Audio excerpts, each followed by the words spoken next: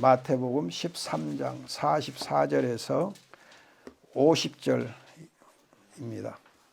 천국은 마치 밭에 감추인 보화와 같으니 사람이 이를 발견한 후 숨겨두고 기뻐하며 돌아가서 자기의 소유를 다 팔아서 그 밭을 사느니라.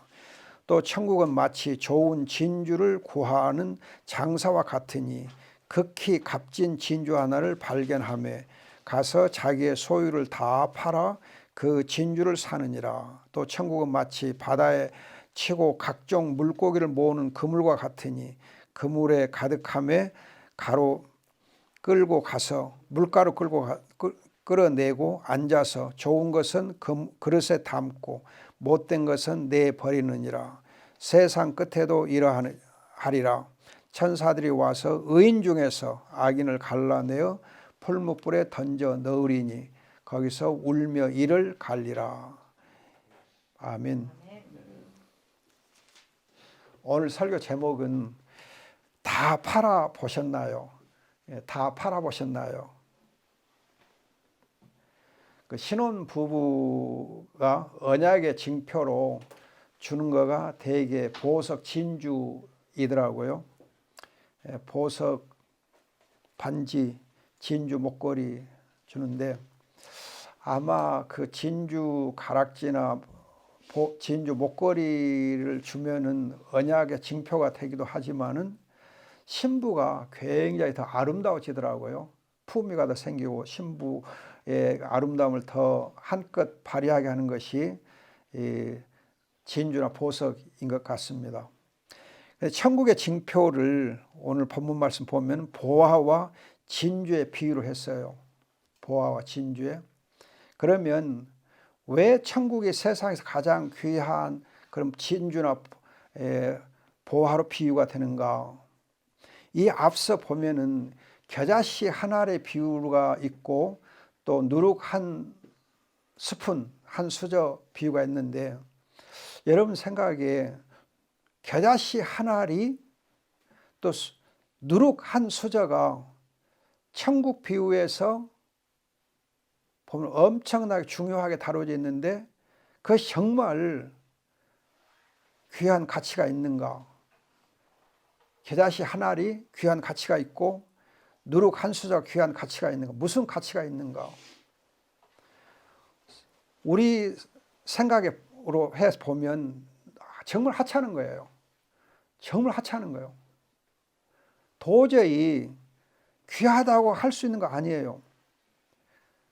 여러분 지난주에 말씀드렸듯이 누가복음 8장 2절에 나오는 귀신 들린 여자가 천국 비유 바로 앞에 나오거든요. 그러면 천국 비유를 가르치기 전에 이 7 귀신 들렸던 마리아 얘기를 한 것 보면 이 귀신 들렸던 막달라 마리아가 겨자씨 한 알이나 또는 이제 그 누룩 한 수저와 같은데 또 누룩을 넣은 그 여자나 같은데 그 막달라 마리아가 여러분 세상 사람이 볼 때는 정말 하찮은 여자거든요. 또 이제 여러분 마태복음 1장 3절 5절 예수님의 족보를 보면은 거기에 다말이 나오고 라합이 나오고 룻이 나오는데 이 다말과 라합과 룻 등이 세상에 무슨 대단한 여자들인가.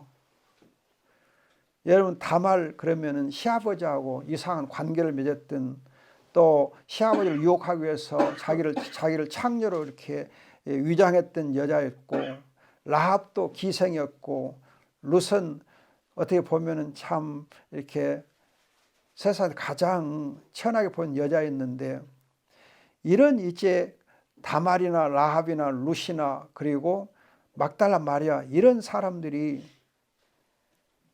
하찮은 사람들입니다. 결코 그들이 세상적으로 귀한 가치를 가지고 있지 않아요. 그런데 이 막달라 마리아와 라합, 룻, 다말을 천국의 귀한 이제 하나의 미랄로 이렇게 하나의 겨자씨로 사용하신 것은 또 천국의 비유에 나오게 된 것은 귀한 것은 그 겨자씨를 나무가 되게 하고 그 한 스푼에 누룩이 섬 아래 밀가루 반죽을 부풀게 했기 때문에 나무가 되고 섬 아래 반죽이 되었기 때문에, 밀 반죽이 돼서 빵을 만들 수 있는 반죽이 되었기 때문에 그거가 귀한 거예요. 그러면 나무가 되게 하고 귀한 이제 섬 아래 밀 반죽이 되게 하신 분이 누군가? 바로 예수님이거든요. 그래서 지금 진주와 보화가 예수님이신 것은 그렇게 막달라 마리아나 다말이나 라합이나 룻과 같이 참 세상적으로는 별 볼일 여자인데, 그 여자들 하나님의 구속 역사에서 가장 귀하게 쓰임받도록, 그 여자들 가장 아름다운 여자들, 가장 품위 있는 여자들, 가장 경건한 여자들로 그렇게 만들어 주신 분이 예수님이에요. 신부의 품위를 높여준 것이 진주 목걸이 다이아 반지인 것처럼, 또 언약의 징표가 된 것처럼 예수님께서 이 여자들을 가장 귀하고 품위 있고 아름다운 여자들로, 정말 존귀한 가치가 있는 자들로 만들어 주신 분이 예수님이기 때문에 예수님이 진주 보화인 겁니다.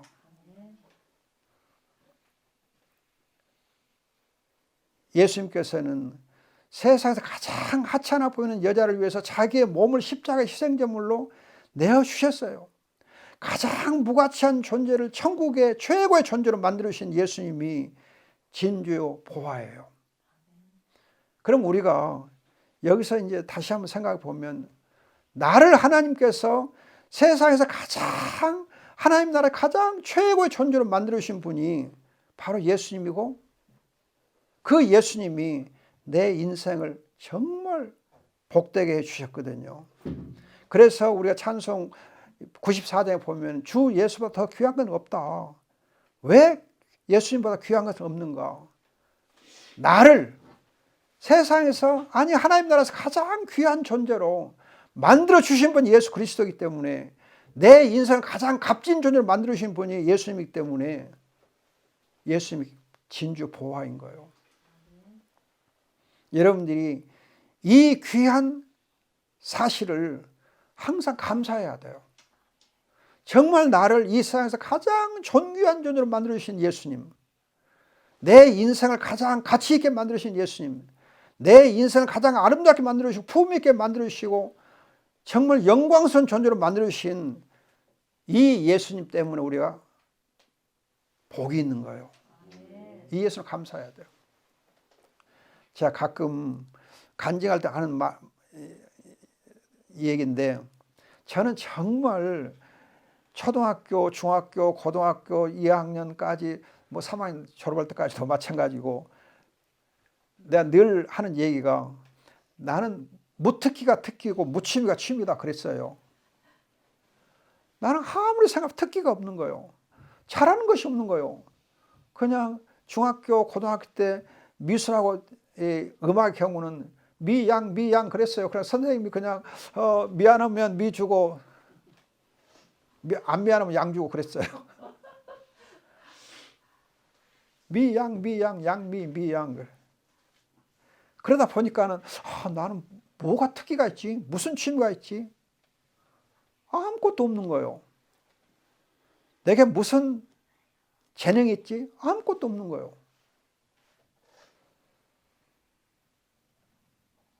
그렇게 살았어요.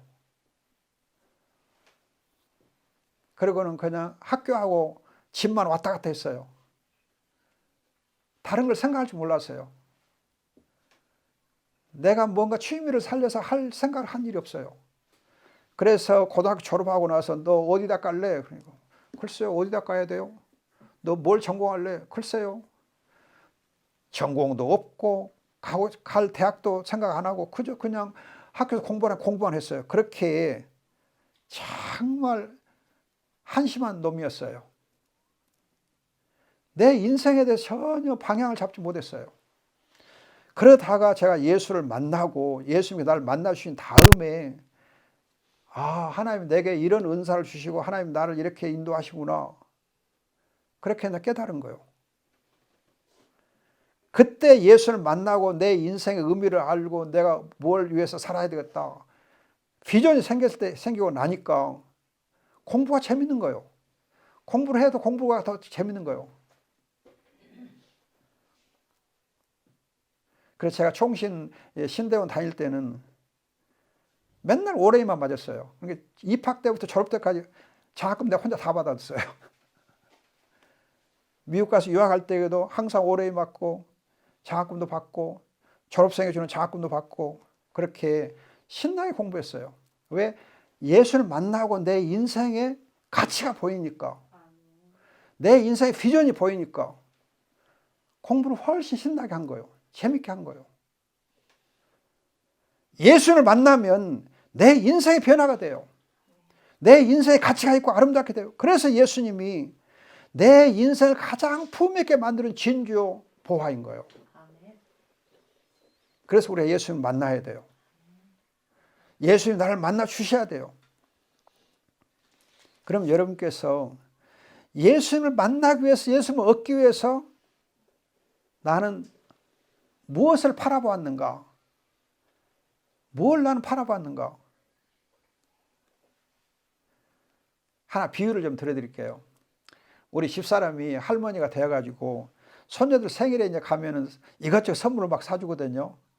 돈도 주고 선물도 사주고 그냥 뭐 밥도 사주고 막 그렇게 열심히 그냥 하여튼 최고로 다 잘 해줘요.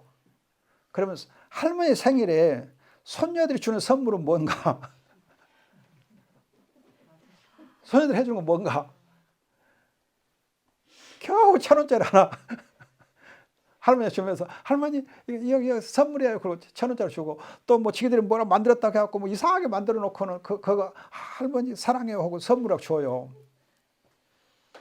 그러면 이제 할머니는 그 선물 받고도 좋아라 그래. 그럼 그 다음 또 애기들 생일 되면 또 엄청 나가서 또 막 잘해줘. 그럼 그 애들은 또 1,000원짜리 줘.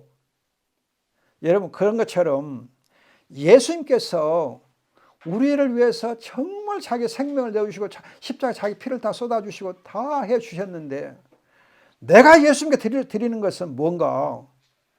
사실은 우리 손녀가 준 1,000원짜리처럼 우리에게는 얄팍한 것들 드리고서도 다 드린 것처럼 우리가 기뻐하거든요. 그래요. 예수님께서 우리에게 요구하시는 것은 자기는 자기의 목숨과 자기의 생명을 우리를 위해서 십자가에 피의 제물로 내어주셨지만 우리에게는 그렇게 큰 걸 요구한 거 아니에요. 내 모든 걸 다 팔아서 그러니까 아이고 부담스럽다 생각하기 쉬운데 그게 아니요. 내가 가진 지극히 작은 것으로 우리는 드리는 것뿐이에요. 그런데 그것도 드리려고 하면서 못 드려. 그것도 못해. 1,000원짜리 하나도 드리기가 힘들어. 얼마나 우리가 참 생각이 어린아이처럼 좁고 작은지 부끄러워요. 제가 이 설교 준비하면서 나는 무엇을 드렸는가, 무엇을 팔았는가 제일 먼저 생각나는 것이 뭐였냐면요. 내가 예수를 믿고 이제 목사가 되고자 하는 그런 마음을 굳혔어요. 그때 내가 예수님을 위해서 결단을 해야겠다. 이제 정말 목회의 길을 가기로 마음을 먹고 어떻게 결단했느냐 하면은 제가 법학을 공부했는데 법학 서적, 내게 있는 법학 서적 그렇게 많지도 않았지만 그 1, 2, 3학년 동안 다 공부했던 그 법학 서적을 전부 모아가지고 후배한테 다 팔아버렸어요. 법학 포기하려고 그냥 그 법학 책을 다 후배한테 다 팔았어요. 그러다가 아버지한테 이제 더 야단받고 핍박을 더 받게 됐지만 아무튼 지금 제가 생각해 보면 그것이 예수님께 드릴 수 있었던 최초의 내 모든 걸 다 드린 거예요. 그렇게 정말 하나님의 종의 길을 가기 위해서 법학 서적을 다 후배에게 팔아버린 것.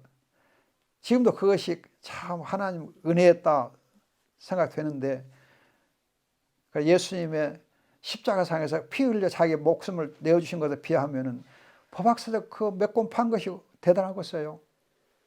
아무것도 아니지. 별거 아니지요.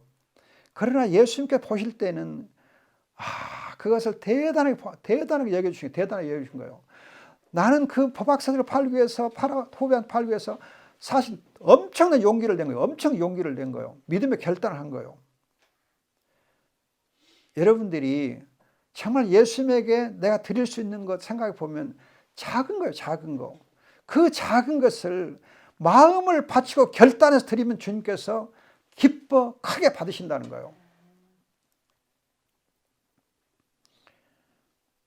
제가 방글라데시에 갔을 때 거기 이제 목사님 한 분 계시는데 이분이 거기 방글라데시에 명문대학을 졸업한 아주 똑똑한 목사예요. 이 친구 한국에 나와서 한 8년 동안 근로자로 이렇게 일을 하면서 돈을 모았어요.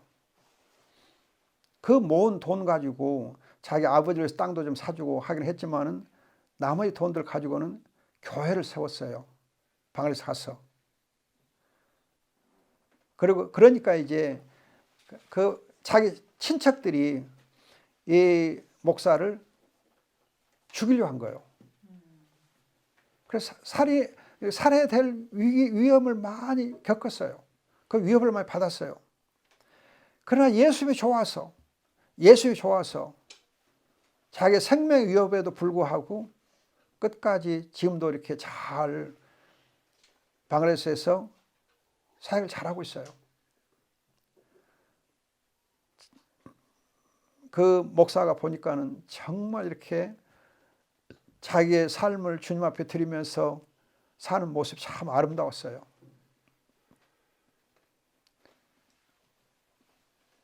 또 제가 그 예쁜 우리 의사 집사하나가 있는데 지금 울산 가서 하고 있는데 그 자매가 이제 대학을 졸업하고 첫 월급을 받았어요. 첫 월급을 전액을 다 헌금하더라고요. 너무 이쁜 거예요. 그냥 첫 월급 하나님 감사합니다 하고 11조 드린 거 아니고 다 드리더라고요. 그래서 야, 네 믿음 정말 이쁘다. 정말 아름답다. 그 믿음으로 사니까 하나님께서 항상 복을 주시더라고요.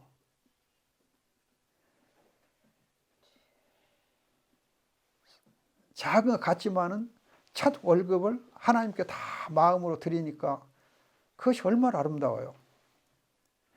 여러분 요한복음 12장 3절 보면 마리아가 있어요. 이 마리아가 350g 정도 되는 향유를 예수님의 발에 부어요. 그걸 돈으로 따지면 얼마나 되겠어요? 그러나 이제 이 마리아는 자기 가장 귀한 것을 예수님께 드렸어요. 우리가 내 마음으로 한 번만이라도 예수님에게 내 적은 것을 마음으로 정성껏 드리면 그때 예수님을 우리가 만날 수 있는 거예요. 예수님을 얻을 수 있는 거예요. 그 경험이 우리의 믿음을 굉장하게 견고하게 해줘요. 여러분, 우리의 믿음이 견고해지는 것은 머리로 견고해지는 거 아니에요. 머리로 되는 거 아니에요. 머리로 하면은 여러분 성경을 많이 아는 바리새인들이 믿음이 좋을 거 아니에요. 서기관들이 믿음이 좋을 거 아니에요. 그러나 믿음은 머리로 하는 거 아니에요. 믿음은 마음으로 우리가 하나님께 드리고 예수님께 드리는 그 경험, 내가 나를 드린 그 경험이 우리의 믿음을 견고하게 해줘요. 사랑하는 경험이 없이는 여러분 절대 믿음이 좋아지지 않아요. 사랑의 경험, 사랑해본 경험, 사랑하기 때문에 조그만 것이라도 내어드려보는 그런 경험, 그것이 믿음을 견고해주고 예수님과 사랑을 또 돈독하게 해줘요. 내가 뭔가 적은 거지만 마음을 담아서 예수님에게 드려보세요.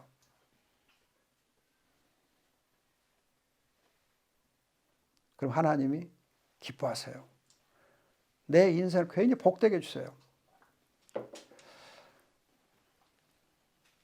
또 여러분들이 오늘 본문 49절을 보면은 천사들이 와서 의인 중에서 악인을 갈라내리라. 지금 그물비유 이야기하면서 의인과 악인을 얘기하는데 보화와 진주 비유를 말한 다음에 그물비유를 얘기하고 의인과 악인을 얘기해요. 저는 이 말씀을 보면서 누가 의인인가? 진주와 보화를 얻은 그 사람이 의인이다. 즉 예수 그리스도를 얻은 자가 바로 의인이다. 그런 결론을 제가 내렸어요. 보화와 진주를 발견하고 다 팔아서 산 사람, 예수님을 내 구주로 영접한 자가 바로 의인이에요. 모두 다 팔아서 천국 시민권을 얻은 사람, 하나님의 자녀의 권세와 하나님의 자녀의 신분을 얻은 사람이 바로 의인이에요. 예수님에게 천국 시민권을 위해서 마음으로 내 적은 것을 드린 자가 바로 의인이에요. 재물이 있는 곳에 마음이 있고 몸이 가는 곳에 또 마음이 있는 것처럼 내 몸과 내 마음을 예수께 드렸을 때 그 사람이 의인이 되는 거예요. 여러분, 의인 그러면은 성품이 의로운 사람, 물론 생각하기 쉬워요. 그러나 의롭다는 뜻은 여러분 한자 의자를 보면은 어린 양과 자기 합해진 거거든요. 어린 양과 내가 하나가 된 것이 바로 의로운 거예요. 어린 양을 내 주님으로, 어린 양 밑에 아가 있거든요. 그러니까 어린 양을 내가 섬기면서 하나가 되어 있는 것, 한 몸 이룬 것이 바로 의예요. 예수님과 바른 관계에 있는 사람, 예수님이 나의 목자고 나는 그의 양이 되어서 한 몸을 이룬 사람이 바로 의인이에요. 이 예수를 얻기 위해서 내 적은 것을 드려본 사람, 예수를 사랑해 본 경험이 있는 사람,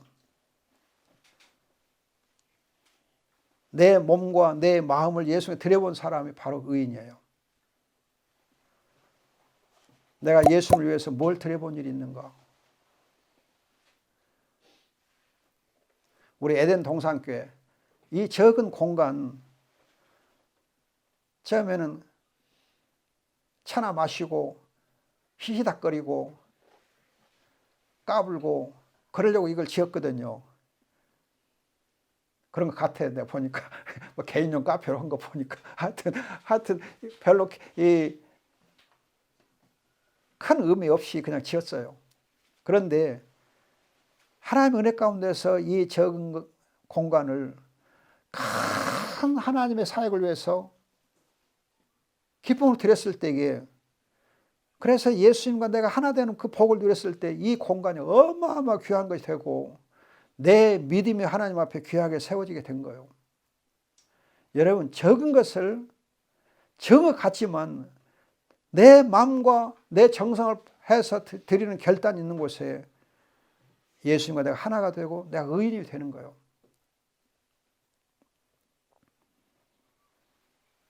그런데 이 의인, 이 진주와 보화 되신 예수님을 53절 이하에 보면은 배척을 해요.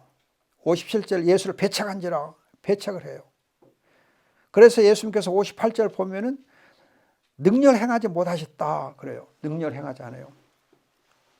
여러분, 천국의 이 임금, 진주와 보화 같은 이 예수님을 배척을 해요. 왜 배척하느냐? 여러분들이 마태복음 7장 6절 보면은 개와 돼지에게 진주를 주지 말아라. 개와 돼지는 진주를 어때요? 그냥 밟아서 그냥 더럽혀버려요. 진주가 뭔지 몰라. 진주가 그냥 아무것도 아니요. 개와 돼지에게는 진주와 보화가 아무 의미가 없어요. 어리석은 자에게는 진주와 보화가 아무 의미가 없어요. 왜 배척을 받습니까? 54절 보면 예수님의 지혜와 능력 때문에. 진주와 보화가 가지고 있는 엄청난 가치가, 이 지혜와 능력으로 가치가 있는데 그걸 몰라보니까. 또 요한복음 5장 17, 18절 보면 예수님께서 내 아버지다, 내 아버지다, 내 아버지다 했기 때문에. 이사야서 53장 2절 보면 그 외모가 꾀죄됐기 때문에. 오늘 본문 35절 보면 배경이 55절 보면은 이 55절 56절에 보면 그 배경이 그냥 마리아, 야고보, 요셉, 시몬, 유다 그 형제 아니야. 그 배경이 별거 없으니까. 배경이 시원찮으니까 버림받은 거예요. 58절은 예수님을 믿지 않으니까 불신앙 때문에. 십자가 예수님이 고린도서 1장 18절 보면 세상 사람들에게는 미련해 보이는 거예요. 미련해 보이는 거예요. 진주와 보화가 정말 그걸 가치를 아는 사람은 귀하게 보이는데 가치를 모르는 사람에게는 진주와 보화가 아무 가치가 없는 거예요. 아무것도 아닌 거예요. 미련해 보인 거예요. 우리는 예수를 믿고 예수를 또 따르고 살아왔어요. 예수님과 하나가 되어 살아왔어요. 그런데 한번 생각해 보세요. 지금 한국 교회를 보면은 정말 예수님을 사랑하던 그 첫사랑과 첫 믿음이 엄청나게 식어 있어요. 엄청나게 식어 있어요. 보통 식은 거 아니에요. 그래서 제가 이제 대학교 다닐 때 영국에서 오신 이제 신학자들이시고 목사님들이셨는데 또 선교에 열심히 있는 분들이 한국을 방문하셔가지고 그때 광주를 오셨었어요. 근데 그때 제가 이제 선교 부장을 하고 해서 좀 옆에 따라다니고 모시고 그랬었는데 그 분들이 지금 한국 교회가 굉장히 뜨거운데 뜨겁고 열심히 대다는데 30년 후에 이 한국 교회가 어떻게 될지 그때도 이렇게 뜨거움이 잘 이렇게 유지되면 좋겠는데 그럴런지 궁금하다 그러더라고요. 그래서 제가 아니요, 우리 한국 교회는 더 뜨거워질 겁니다. 그랬거든요. 그래, 그러면 좋지. 근데 종교 개혁을 했던 루터가 1517년 종교를 하면서 그때 종교 개혁의 열기가 뜨거웠거든요. 근데 그때 그분이 뭘 염려했느냐? 30년 후에 이 종교 개혁의 열기가 그대로 살아 있을까 걱정했어요. 아니나 다를까 30년 못 갔어요. 여러분 한국 교회도 그 뜨거웠던 열기, 1970년 뜨거웠던 열기가 2010년이 되면서 2010년대 되면서 어떻게 되는가 생각해 보세요. 70년 때는 부흥회도 열심히 하고 사경회도 열심히 하고 그냥 뭐 새벽기도 열심히 하고 40일 금식기도 열심히 하고 그냥 그때는 그냥 막 금식기도 보통이었고 새벽기도 보통으로 했고 또 그냥 부활절 연합예배 하면 그냥 열심히 모이고 그냥 그때는 5.16 광장에서 여의도 광장에서 그냥 막 100만 명 모이고 막 그랬거든요. 광주에서도 이 부활절 새벽기도 하면 그냥 촛불 들고 하얀 옷 입고 다 그냥 이렇게 공원에 다 모였어요. 그냥 몇만 명이 모여서 예배 드리고 했어요. 그 추억이 아슬아해요. 아슬아해요. 여러분 주일학교 교사 연합회를 하면 그냥 뭐 수백 명의 교사들이 모여서 뭐 훈련하고 막 그랬어요. 교사 강습하고. 지금 그런 거 없어요. 혹시 선집사님 기억나는 거 모르겠는데 중앙교회에서 그때 주일학교 연합 이 교사 연합 사경이라든지 훈련을 막 했거든요. 옛날에 엄청나게 많이 했어요. 그래서 광주 중앙교회가 옛날에 어땠냐면요. 주일학교 학생 수가 작년 수보다 많았어요. 주일학교 학생 수가 작년 수보다 더 많았어요. 또 1970년대 80년대는 대부분의 교회들이 주일학교 학생 수가 작년보다 되게 많았어요.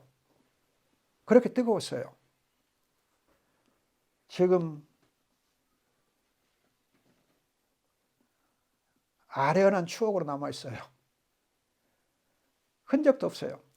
여러분 무등산에 있는 제1기도원이죠. 제1기도원. 그 제1기도원이 80년대까지만 해도 그냥 거기에 40일 금식기도 하는 사람들이 여러 사람 있었어요.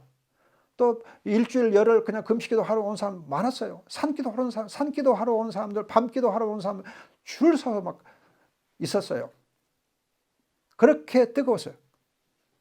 제가 최근에 안 가봐서 모르겠는데 얼마 전에 제가 언제 한번 가봤을 때 그 무등산 제1기도원이 원장이 안 계시더라고요. 그래가지고 그냥 태풍에 완전히 그냥 그 건물이 다 박살나고 완전히 폐허되어 있더라고요. 그대로 다시 이렇게 전남 노예에서 이렇게 리모델링 했다는 말은 듣기로 내가 들은 것 같은데 아무튼 그렇게 돼 있었어요. 그럼 여러분 한국 교회가 그렇게 되어 있다 하는 사실은 한국 교회 때문인가? 나 때문인가? 성도 한 사람 한 사람 때문에 한국에 이렇게 됐는가? 한국 교회 때문에 내가 이렇게 됐는가? 나 때문에 한국교회 이 모양이 된 거거든요. 나 한 사람 한 사람이 다 모여가지고 이 한국교회가 이 모양이 된 거거든요. 누구 탓할 것이 없어요.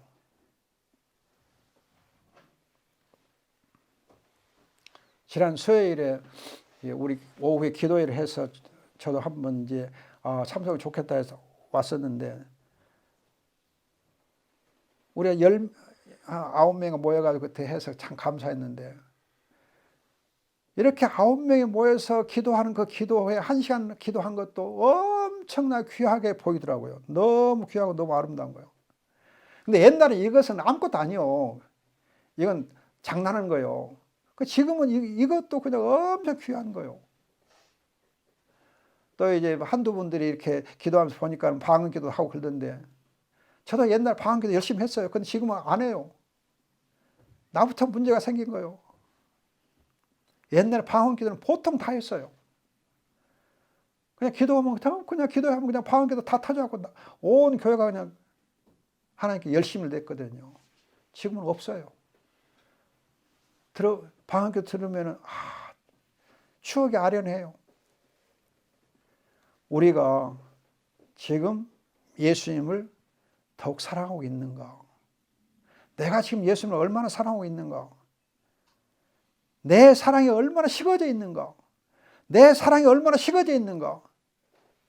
그걸 우리가 회개해야 됩니다. 우리는 지금 첫사랑과 처음 믿음을 너무 많이 잃고 있어요. 이제 처음 예수를 믿는 분들의 경우 이제 정말 지금부터 더 열심히 잘 믿어서 하나님 앞에 영광을 돌렸으면 좋겠습니다. 예수님은 내게 진주 보화입니다. 나는 예수님을 얻기 위해서 무엇을 바라보았는가? 내가 마음을 담아서 예수님을 위해서 나의 적은 것 중에 무엇을 한번 드려본 일이 있는가? 나는 여전히 예수님을 더욱 사랑하고 있는가? 지금도 나의 적은 걸 드려서 주님을 사랑하고 싶은 마음이 있는가? 기도하겠습니다. 좋으신 우리 아버지 하나님, 너무 부족하고 부끄러운 우리의 모습을 다시 한번 발견합니다. 아버지 하나님, 우리의 마음을 다하여서 주님 앞에 적은 것이라도 드리는 믿음을 주옵소서. 주님을 더욱 깊이 사랑하게 주시옵소서. 한국교회가 첫 믿음, 첫사랑 회복하게 주시옵소서. 이 땅의 교회가 너무 사랑이 식어 있습니다. 아버지 하나님, 머리로만 주님을 압니다. 마음으로, 가슴으로, 사랑으로 주님을 알고 섬기는 저희가 되게 하옵소서. 아버지 하나님, 귀한 말씀 주신 것 감사하고 귀하신 예수님의 이름으로 기도합니다. 아멘.